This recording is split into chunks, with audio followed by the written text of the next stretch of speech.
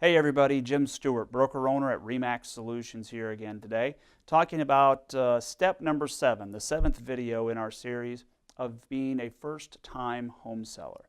So step number 1, we talked about the objectives of selling the home. Why are you selling the home in the first place? Well, now we're going to come back to that a little bit because at this point your home is on the market, marketing is in full swing.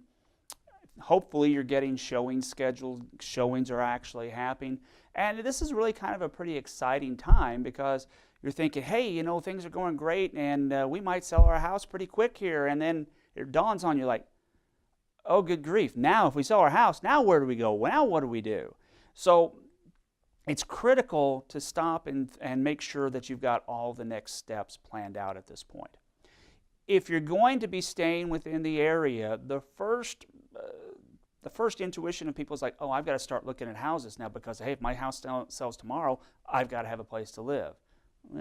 Just not so fast. Just hang on just a second.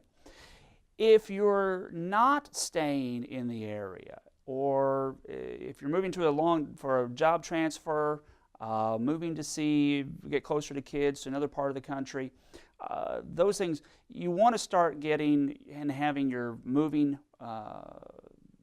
movers ready to go, just knowing how you're going to take the next steps. When you're staying local and you're going to be buying another home, the first question is do you have your financing for your next home up and running, ready to go?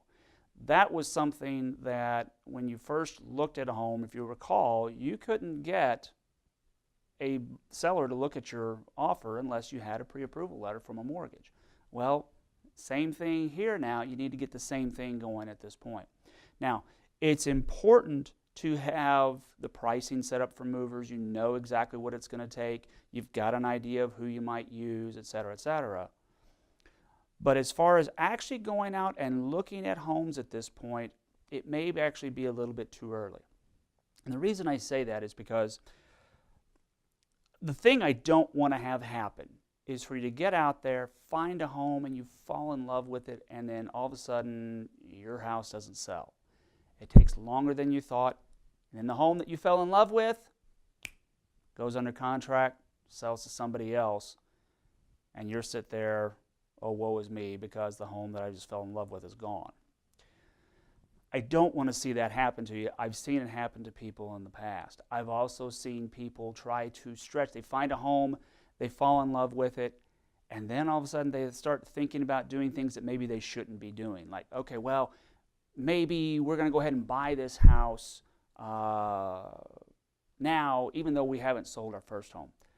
Some people can do that. Most can't. And I've seen people try to stretch to do that really shouldn't do that.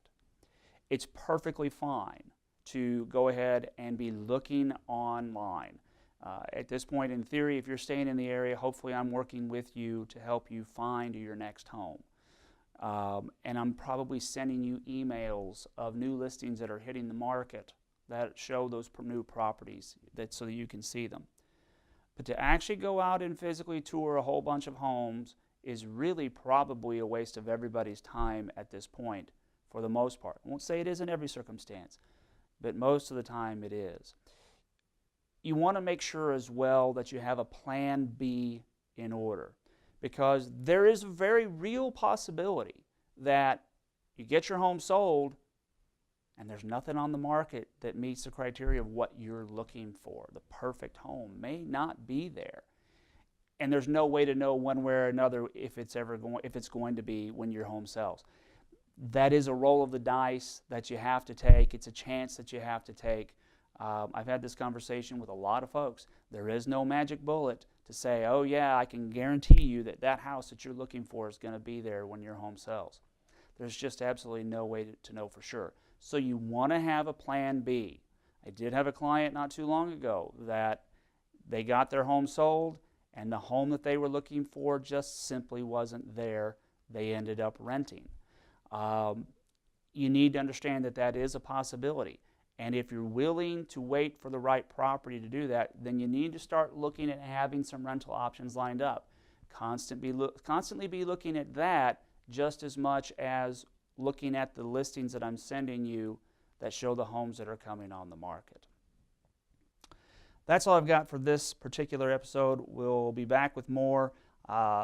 If you would like for more information about potentially selling your home, please feel free to call me, Jim Stewart, broker owner at RE/MAX Solutions, 417-234-8198.